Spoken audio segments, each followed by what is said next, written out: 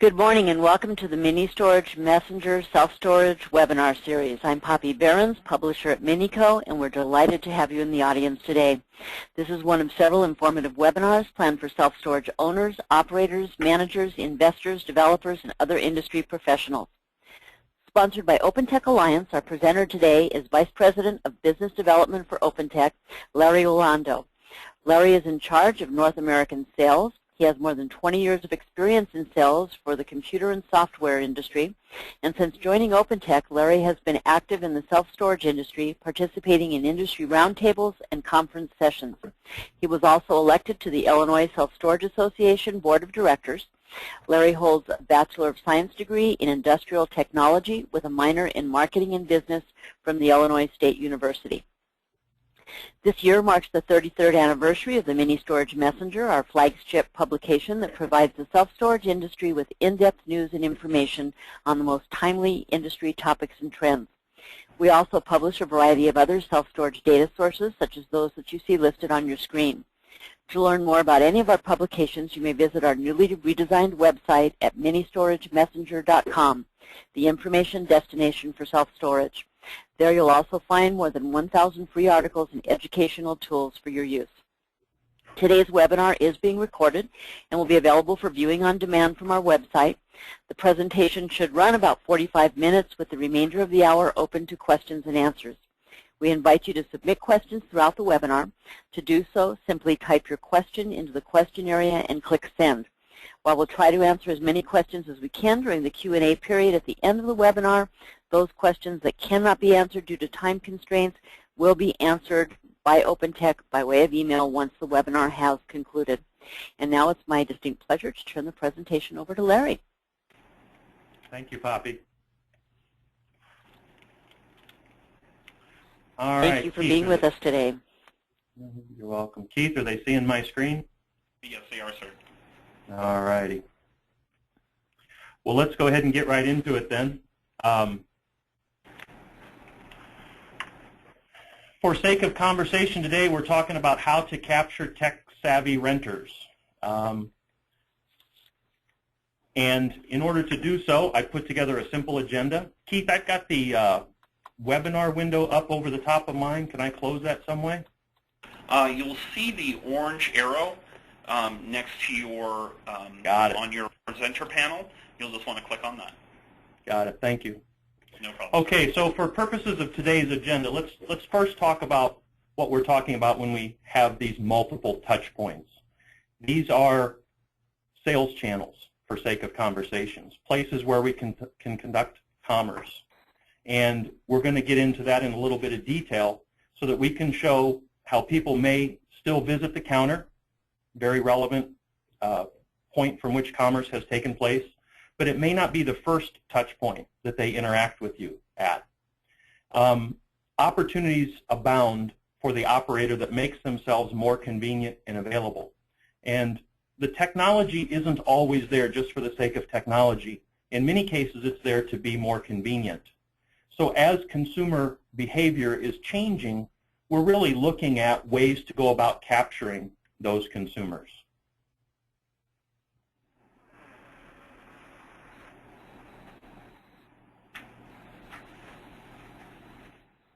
Keith, do I have screen control to advance the slide? Yes, you do, sir. Okay. It's not advancing.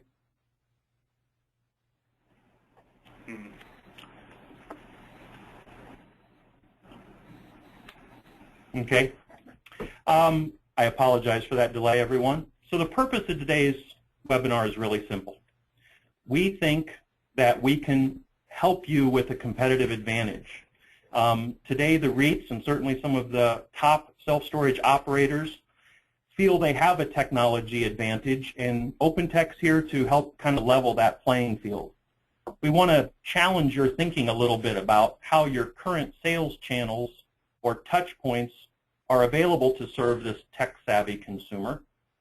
And then think about your business not as the owner or manager of the facility, but think about it from the consumer's perspective, how they interact with you. And we're going to delve into that a little bit.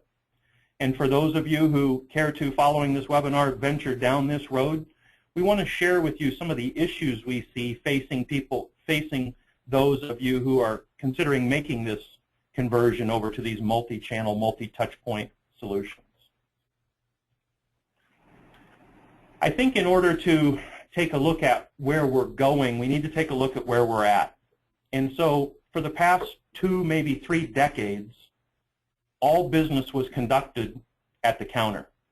I got into this industry in about 2007, and although kiosks were in their infancy, by and large, most management companies, owners, managers, all viewed the counter as really the only place that they could conduct commerce. And so a lot of times, facility managers would ask somebody, hey, can you come down to the counter? And those counter hours were really limited to office hours, Monday through Friday, 9 to 5, Saturday, 10 to 3, whatever they were. In reality, you did need to get the consumer down to the facility, but one of the largest motivations behind that was that's where you had to get them to rent a unit to them or get them into that facility or moved into that facility. Today, if you look at how the industry has evolved, there are truly multiple touch points to serve the consumer. This is a reality. This is not a future state. We have customers who've deployed some or all of these different sales channels. Certainly the counter is still a big, if not the biggest portion of where commerce and transactions will continue to take place. But having sat through many sessions, seminars, other webinars, and certainly industry events, the call center has passed the tipping point in our industry. It's very much a reality at most facilities. And when you look at what the REITs feel is one of their competitive advantages, they will often mention their call center and their website. If you look at aggregators, which remain somewhat controversial, I think it's fair to say that none of them are going to go away. If you're a small owner-operator, they offer you a huge advantage to compete with search engine optimization so that your facility can be found and located. Today, I think a lot of them list you based on your bid or your pricing, and I think there's areas for improvement in there. But ultimately, we want to provide the ability, if your facility is located through an aggregator, that they can in turn rent a unit. At your website today, we're seeing a significant reinvestment in websites, so they're no longer simply static brochure informational pages. Today, people are conducting business. Earlier this year, we've released a press release talking about the actual numbers of rentals that we've been getting through the various customers of ours who've deployed commerce through their websites. I think it goes without saying that we're seeing a mobile explosion in the United States these days. Estimates of 40, upwards of 50% of the U.S. population has a smartphone. And with that, the potential for online rentals through mobile devices exists. This is truly in its infancy at this point, but nonetheless something that we're engaged in and keeping our eye on. And while kiosk sales have remained steady from our perspective at OpenTech, the actual use of those kiosks in the field have been phenomenal. I've got some actual statistics we're going to delve into here in a little bit later, but we have virtually eclipsed in the first 9 months of this year the total number of dollars of business conducted through the kiosk in the first 9 months of this year. Now, some of you who look at this multi-touch point strategy may have a little bit of fear, uncertainty, and doubt. That's human nature. People can be resistant to change. When you think about whether or not you would use these channels or whether or not your consumers would use those channels, that's 2 different scenarios. I've seen, and I respect immensely, some of the people over the years who have acquired some of this technology from OpenTech who openly said, I'm not sure I would use it, but I can appreciate that others would. And for some of you there, you may have attended Dr. Tony Alessandro's session with the SSA a couple years back, where he really exploited the fallacies of the golden rule. Classically, treat others the way you want to be treated. That's great advice when your mom sends you off to grade school. But in the business world, Tony's point was, really what you need to do is do unto others the way they want to be done unto. So even if you're not the guy who might use the online application to rent a unit, there certainly are other people out there today who will. So with that, I've taken kind of the liberties of generalizing here a little bit, that there's a market segment out there to go after, i.e. the tech-savvy consumer. And for those of you who are marketeers, you would look at this the way you might look at going after a Hispanic market or the women who are making storage decisions today. I think that there's a tech-savvy consumer market out there that can be exploited and explored. If you look, the lion's share of your business is going to be the traditional customer who chooses you based on your location. And years ago, I heard people say, can't really update or change your location. You can sell your property and go buy another one, but at the end of the day, the location is the location. But most people are going to pick you because of that location. Price equilibrium. It's not possible for you, typically, to get $200 for a 10 by 10 in a market that's at $80 for a 10 by 10. So the industry will experience a certain amount of price equilibrium, and you'll have to be within range. You can still sell value. You can still sell your brand. But at the end of the day, price equilibrium is going to have you competitive in that market. So a lot of customers will be satisfied if you only have a counter from which to do business, based on your location, based on your price. I sat through a session that Joe Schoen did, the CEO of U-Haul, 4 years ago down in Missouri, and he talked about the inevitable time in our industry when the internet was going to be available to rent units, provide pricing information, make reservations online. And that reality is today. And so the tech-savvy consumer is typically doing an internet search to find a facility. And as a byproduct of that, it makes them much more price sensitive or more savvy, more educated as a consumer.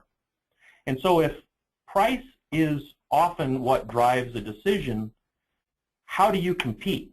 How do you capture that? And that is make yourself more convenient. Provide immediate opportunity to rent a unit to that person. And that would be by leveraging these new touch points, which we're talking about. I've sat through a session put on by a REIT who also does third-party management, and they estimated that some 40 to 50% of all self-storage tenants have rented before. And while I will assume that number to be correct, what it really means for most of us is to the consumer who is already educated on the industry, who already understands keypads and gate access and gaining access to their unit, having the ability to rent a unit conveniently and quickly is a big competitive advantage. As Poppy mentioned, I got into this industry in about 2007. At that time, everyone was talking about the industry starting to become or being overbuilt. And so the trading range, which was at one time maybe 5 miles, was shrinking down to 3 miles. That same third-party management REIT talks about the fact that their web presence has now expanded their trading range back up to about a 10-mile range. So not only do I want to make sure you have the ability to capture that tech-savvy consumer in your regional market, also recognize that you may be capturing people who are outside of your traditional 3 to 5 mile trading range. So who are these tech-savvy consumers? Is it limited to college students? Not anymore. I went to college several years ago and was already being educated and trained on computers and technology. So today, the tech-savvy audience, as I previously said, isn't there just for the technology. They're there for the convenience. It can be a single mom or a senior, certainly a college student, and anyone living a busy lifestyle. So part of what we're thinking about at OpenTech is how can we re-engineer your rental process. I had an opportunity about 90 days ago down in Dallas with one of my customers to visit a facility and be at the counter, and I asked the facility manager, how do you close a deal? What do you do to get a deal closed if you're on the phone? And at the time, the purpose of my question was really thinking about how our call center answered calls and how we sold through our call center. And his answer was very forthright and very common, and that was, I want to get him down to the facility so I can rent a unit to him. I want to show him the unit. I want him to see my facility. And so role-playing with him, we went through this scenario, and when he said to me, can I get you to come down to the facility, immediately my wheels started turning, and I couldn't help but think, who's picking up Francesca after school? Is my wife working tonight? Is my father-in-law available?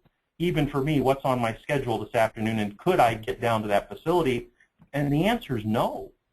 That wasn't convenient for me, although role-playing. So I think part of what the consumer wants to hear on the other end of the phone is, how can I help make your life easier? You can rent through a kiosk if you're here this weekend. You can rent online if you're home tonight and want to talk to your wife.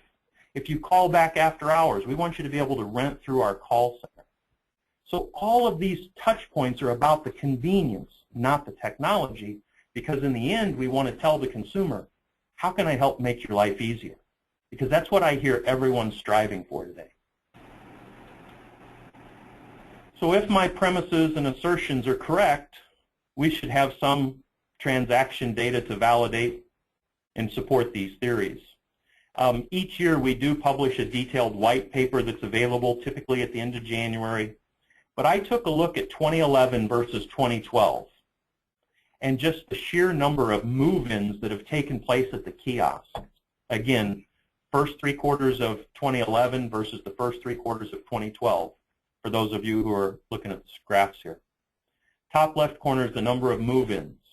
Last year, in total, we did 23,000 move-ins. This year, in the first 9 months, we're already north of 22,000 move-ins. The reservation completion is a functionality that was new last year, but this allows us to capture a reservation, be it from your website or through a call center, and then complete that actual transaction at the kiosk. And you'll note we've done almost 1,400 transactions, about 150 a month since this has been rolled out this year. And the number of payments substantially up. In total transaction value, $18 million in transactions through these kiosks in simply the first 9 months of the year. We also start this year publishing some of our call center metrics. We've taken nearly 75,000 payments, but leads and reservations are up substantially over last year. Now, with our systems in place in our call center, we have the ability to easily capture what the lead source is. And a very interesting statistic, I pulled all leads for the last 90 days, actually which would have been in its entirety Q3, July through September. And you can see that over 1 out of 3 people who ask where they heard about the facility referenced an internet search to find you, as opposed to even 27%, the second largest lead source, which was drive-by, which in our industry has traditionally been where people would find you. Again, validating that presumption on our part that the tech-savvy consumer is out there and it's not an insignificant market. Now, unfortunately, at this time, while we have published a white paper, or excuse me, a press release on our initial online rental activity, I went ahead and took a look outside our industry at the sheer volume of transactions that have occurred online just over the last 4 years. And again, this is across all industries in the United States. And we've gone from somewhere around $27 billion a quarter to actually north of $40 billion a quarter in a single, billion dollars a quarter in a simple 4-year period. And I've overlaid a trend line here so you can see the overall direction that this is headed.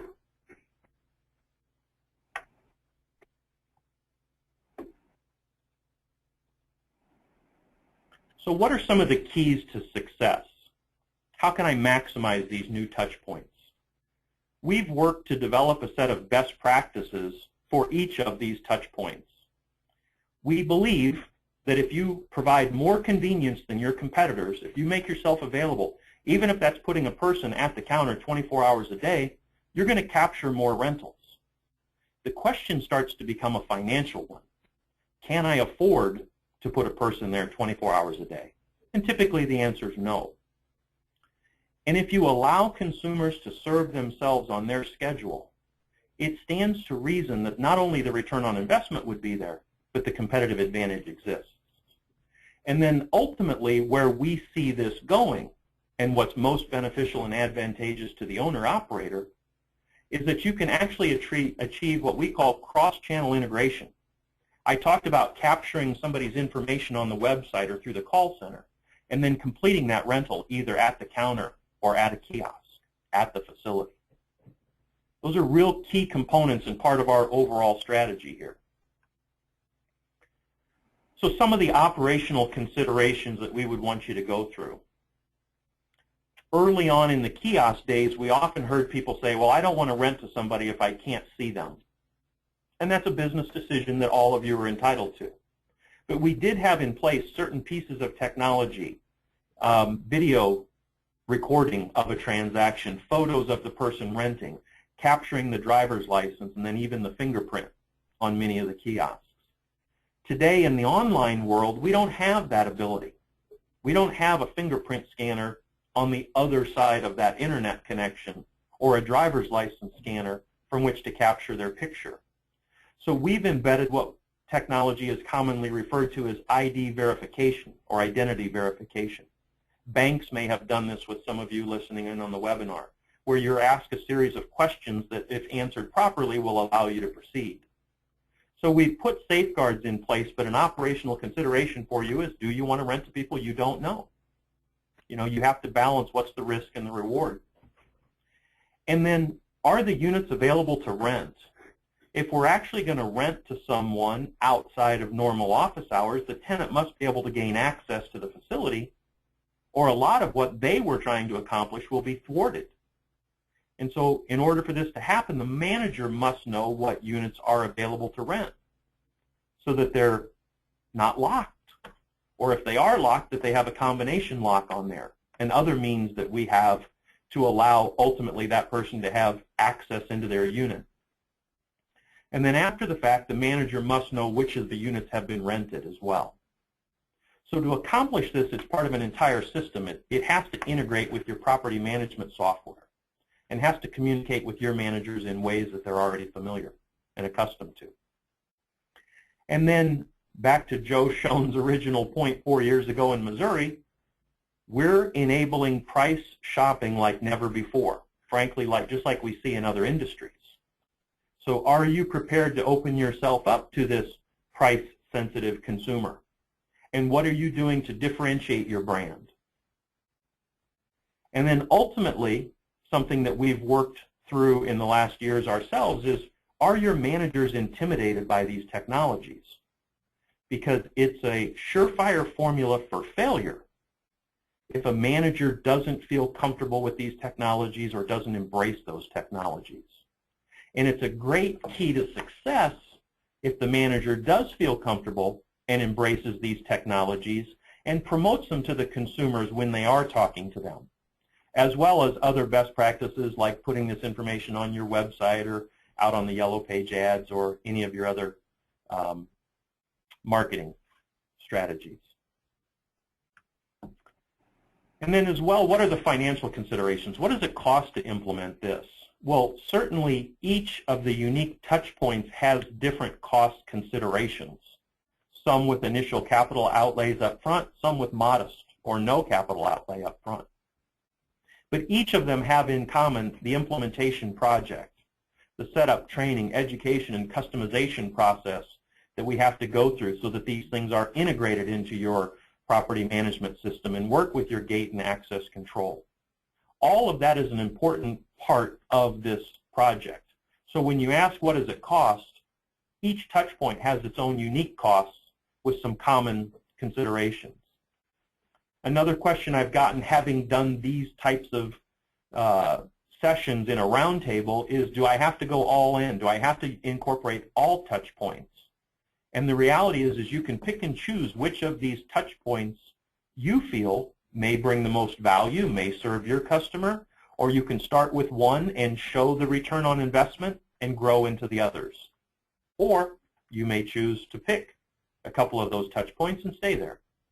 But I think what we have shown and demonstrated is, in all cases, a tangible return on investment. At our website, there is an ROI worksheet which you can download that will answer some of those questions that you can model. And again, in the online world, we've got some pretty early results that look favorable, but the cost for online is so low that it doesn't require a lot of transactions to have a substantial return on investment. So one of the age-old questions that we faced was, is it technology versus people? Is it either technology or a facility manager? And the answer is that decision is ultimately yours as the owner. So I think the real question is, can I repurpose or reduce staff? Certainly if you have more than one person at a facility today, technology can be a phenomenal assistant manager. Or if you are, in some scenarios, as we've seen, and frankly a webinar that I did with Minico last year about this time, was, can I reduce my staff and have a person actually manage multiple facilities by leveraging some of these technologies? And certainly that has been proven out in the industry.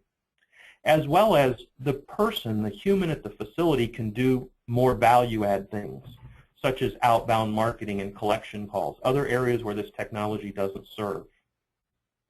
So the other financial consideration, just going back to Economics 101, is, what does it cost if I don't do this? Will tech-savvy consumers rent elsewhere? And I think that's a consideration that many of you will work through and digest in the coming year, 2013, as you think through whether or not this is an area where you're going to compete. It gets a lot more interesting when some of your competitors start to deploy these types of technologies. But right now, there's still, to some extent, early mover advantage in some of the online and mobile rental or call center rental capabilities. I have immersed myself in this industry for the last 5+ years, and having done so, still like to take a look outside of our industry at other industries which have catered to tech-savvy consumers. And I would look across this checklist that I put up on the screen at car rentals as perhaps one of the quintessential industries which still caters to all these different touch points. And having traveled a fair amount in my job, I can honestly say that in the course of the last year, I have walked up to a counter at a car rental in an airport and without a reservation rented a unit. I've used a kiosk. I've certainly called from a hotel to get a rental car, as well as rented them online and then completed that reservation when I got to the facility or got to the car rental counter. And you can look across retail, how it has changed. Years ago, it was e-retail. Now it is just retail, whether it's general merchandise, home improvement, or specialty stores. All of them have an online presence and kiosk in many cases, just the same as they've always had a retail counter or checkout. All of those industries started at the counter. So in summary, tech-savvy consumers are a growing segment of the population. It's not insignificant today. And again, I think a lot of the driving force behind that is really the convenience that they're after. I think there's a myth that tech-savvy is limited to urban and suburban locations, when in fact, tech is very much a part of the rural community today. So I think they exist in both urban and rural locations. And self-service is a convenience you can make part of your brand. I struggle with self-storage owners trying to figure out sometimes, how do we differentiate our facility through the call center? Security is no longer a differentiator. It's a me too. A friendly manager at the facility is often what I hear, but it's hard to differentiate that through the call center or even at your website.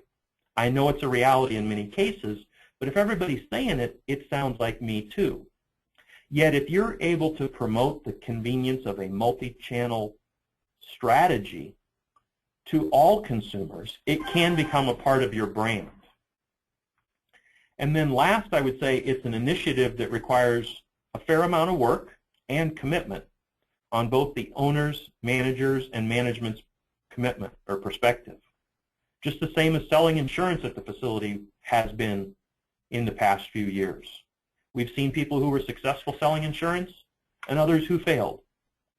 It's not really a reflection of the insurance policy or carrier or provider. It's whether or not the facility owners and management really committed to that.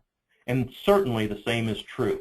This isn't a magic bullet or silver bullet that just deploy it and they will come. It's a commitment on your part to make it a part of your brand and educate the consumer. Reduce the fear of your manager in order to make this a reality. So with that, I would ask you, before we open this up for questions, what are you doing to capture some of the tech-savvy consumers in your market? That's really what I want to leave you thinking about. All right, Poppy, I'll throw it back to you. It looks like we've got about 10 minutes if you want to open this up for questions. Okay. You spoke briefly about online rentals. Did you mean online reservation or an actual completed rental online?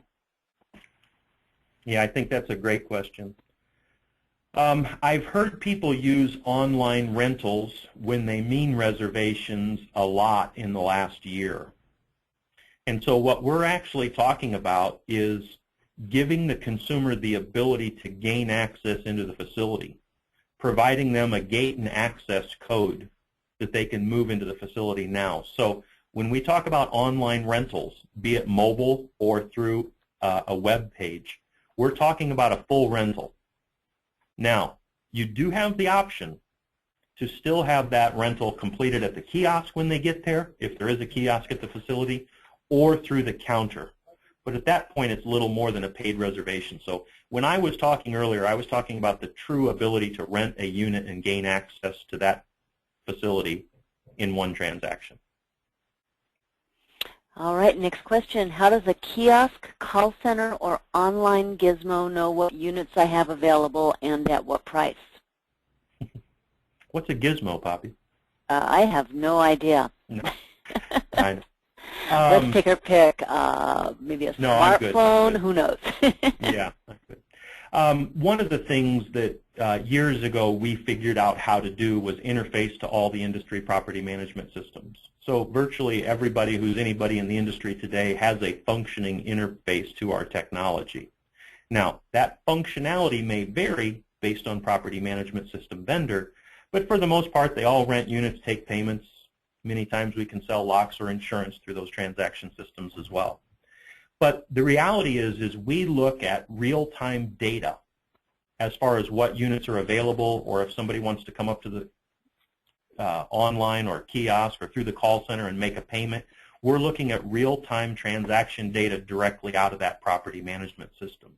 So units have to be flagged as available to rent through these channels, and we have that technology. If somebody wants to make a payment through the call center, we're able to take that payment through the call center, and we'll know if there's a late fee that needs to be associated as well. So the simple answer is real access to real-time transaction data, which is technology we developed years ago working with the kiosks. All right, next question. Is your mobile platform based on QR codes? Ah, excellent. I guess it's important that everyone understands what a QR code is. And quick response, I believe, is the acronym. I hope I'm accurate in stating that. It's basically a two-dimensional array or display that applications typically on smartphones or barcode scanners can see that equate to, in our case, in our industry, a web link or a web address. And so the QR code itself is really a shortcut to a web page. And so QR codes can and are developed using our mobile application and certainly others who've been developed in the industry to allow you to quickly gain access to the right page, to be at the right location in that mobile application. So QR codes are a part of a mobile application, but not the basis for a mobile application, in my opinion. Any others? Yes, next question. Do you have any statistical data on times of rentals and payments made through your kiosks that you can share? Yeah. That was a softball question, Poppy. Who threw that out there? You know, I have no idea. All right. I do. As I mentioned earlier, we have, since I believe 2008, published an annual white paper that will allow people to basically see all the transactions that go through our kiosk. I'm looking at doing so this year, and including the call center and then even the online, as I mentioned. But looking at last year's data, one phenomenal statistic that has held true since we started publishing this white paper was that if you look at the total number of rentals we did last year, which was well over 23,000 rentals, almost exactly half of those occurred when the facilities were closed. Now, there's an assumption in there that the hours of operation of a facility are Monday through Friday, 9 to 5, and Saturday, 10 to 3. And when I've used those for example purposes in the past, most owner-operators would tend to agree with that. But the real sweet spot is nearly 1 in 3 rentals at the kiosk, again, which is where we've accumulated the most data over the years, is approximately 30% of all rentals occur between 6 and 10 o'clock at night. So I have a detailed white paper that we publish each year, and I just wanted to share some of those statistics. As well, we've seen an increase in the number of payments at kiosks during facility hours. So people are actually finding it more convenient to simply walk up to a kiosk, as they are accustomed in other industries, dip their credit card, make their payment, and walk away with a printed receipt. So where I have seen an uptick, and there's a Minico Trends article due out before the end of the year, is that the case, perhaps? That will detail some of those as well. Any other questions? We have one last question. Wouldn't it be less expensive to just hire an employee to cover the counter and phones until, say, midnight? It's a great question, and there's certainly market factors that may determine that. It costs more to employ somebody in New York City per hour than it does in Auburn, Illinois, my hometown in central Illinois.